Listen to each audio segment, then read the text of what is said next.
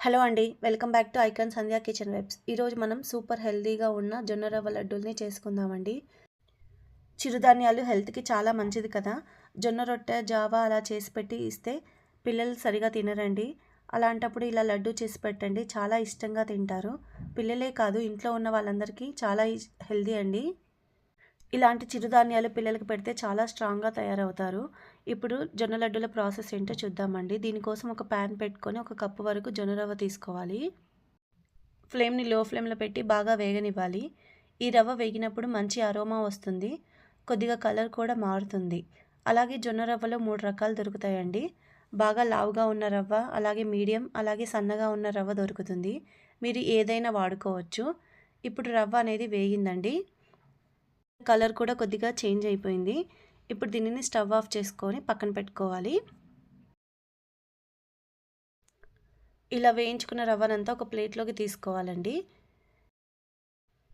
ఇలా వేసుకున్న రవ్వని కొద్దిగా చల్లారనివ్వాలండి. ఇక్కడ నేను సన్నగా ఉండే రవ్వనే తీసుకున్నానండి.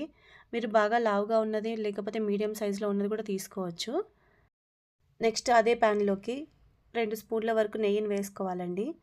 ఇలా నెయ్యి మొత్తం కరిగిన తర్వాత ఒక పావు కప్పు వరకు ఎండు కొబ్బరి ముక్కల్ని వేసుకోవాలి. లో ఫ్లేమ్లో పెట్టేసి వేయించుకోవాలండి. ఎండు కొబ్బరి ప్లేస్లో మీరు పచ్చి కొబ్బరిని కూడా తీసుకోవచ్చు.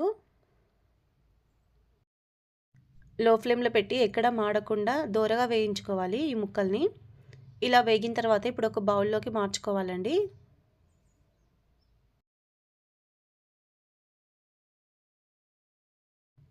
తర్వాత అదే నెయ్యిలోకి 3 స్పూన్ల వరకు బాదం పప్పును తీసుకోవాలి. వీటిని కూడా మనం లైట్గా ఫ్రై చేసుకోవాలి. బాదం పప్పులు లైట్గా ఫ్రై అయిన తర్వాత ఇందులో 2 స్పూన్ల వరకు జీడిపప్పును కూడా వేసుకొని ఫ్రై చేసుకోవాలి. ఇక్కడ మీరు కావాలంటే పిస్తా పప్పులు కూడా యూస్ చేసుకోవచ్చండి. నేను ఓన్లీ బాదం జీడిపప్పులు మాత్రమే తీసుకున్నాను. ఇలా వేగిన ఈ పప్పులను వచ్చేసి ఒక బౌల్లోకి వేసుకోవాలి. ఈ విధంగా అన్నీ ఫ్రై చేసుకున్న తర్వాత ఇదే కడాయిలో ఒక పావు కప్పు వరకు నెయ్యిని తీసుకొని కరిగించుకోవాలి. నేను ఇక్కడ స్పూన్తోనే వేస్తున్నానండి. మీకు కరెక్ట్గా కొలత తెలియాలంటే మనం తీసుకున్న కప్పు జొన్న రవ్వకి పావు కప్పు నెయ్యిని తీసుకొని ఇలా కరగనిచ్చుకోవాలి. ఈ విధంగా నెయ్యినంతా కరిగిన తర్వాత ఒక పక్కన పెట్టేసుకోవాలండి. జొన్న రవ్వ అన్నిటినీ చల్లారనివ్వాలండి. చల్లారకుండా మనం మిక్సీ వేసామంటే బ్లేడ్లకి చుట్టుకుపోతుంది. ఈ విధంగా చల్లారిన తర్వాత ఒక మిక్సీ జార్ తీసుకొని ఇందులో రవ్వను వేసుకోవాలి. లడ్డూలు రవ్వగా వద్దనుకుంటే మీరు మెత్తగా పౌడర్ చేసుకోండి. నేనైతే కాస్త రవ్వగా చేసుకుంటున్నాను. ఈ విధంగా ఒక కప్పు బెల్లంని కూడా వేసుకొని గ్రైండ్ చేసుకోవాలి. ఒక కప్పు రవ్వకి ఒక కప్పు బెల్లం అనేది కరెక్ట్గా తీపి సరిపోతుంది. కొద్దిగా ఎక్కువ తినాలనుకున్న వాళ్ళు ఒక 2 స్పూన్ల వరకు ఎక్కువగా యాడ్ చేసుకోవచ్చండి. అలాగే మంచి ఫ్లేవర్ కోసం కొద్దిగా ఇలాచీని కూడా యాడ్ చేసుకొని ఇప్పుడు దీనిని మిక్సీ పట్టుకోవాలి.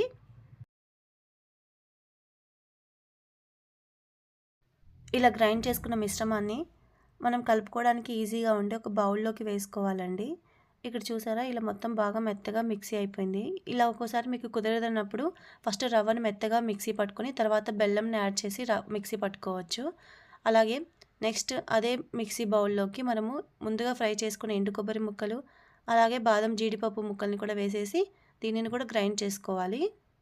ఇలా గ్రైండ్ చేసుకున్న పొడిని రవ్వలో వేసుకొని అంతా బాగా కలిసేటట్టు కలుపుకోవాలి. ఎండు కొబ్బరి, జీడిపప్పు, బాదం పప్పుల్ని మరీ మెత్తగా కాకుండా ఫోర్స్గా మిక్సీ పట్టుకొని ఇలా వేసుకోవాలి.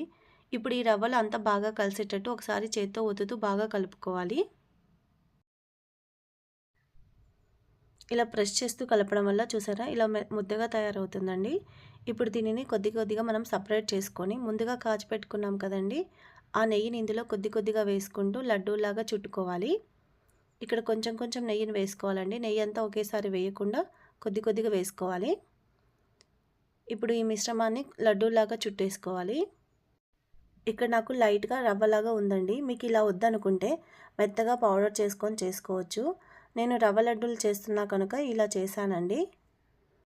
ఇవి రెగ్యులర్గా చేసుకునే రవ్వ లడ్డూల్లా కాకుండా రవ్వ అనేది కాస్త గట్టిగా ఉంటుందండి.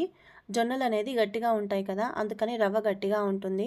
మామూలు రవ్వ లడ్డూలాగా ఉండవండి, కానీ టేస్ట్ అయితే చాలా బాగుంటాయి. మీకు ఇలా రవ్వగా వద్దనుకుంటే మెత్తగా చేసుకొని కూడా లడ్డూలను చేసుకోవచ్చండి. ఇలా అన్నిటినీ లడ్డూలాగా చేసుకొని ఒక బాక్స్లో స్టోర్ చేసుకుంటే ఈ లడ్డూలు అనేది 15 డేస్ వరకు ఉంటాయి.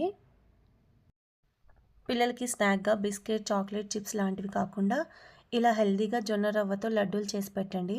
రుచికి రుచి, ఆరోగ్యానికి ఆరోగ్యం. చూసారు కదండీ! ఎంతో టేస్టీ అయిన అలాగే చాలా హెల్తీ అయిన జొన్న రవ్వతో లడ్డూలని.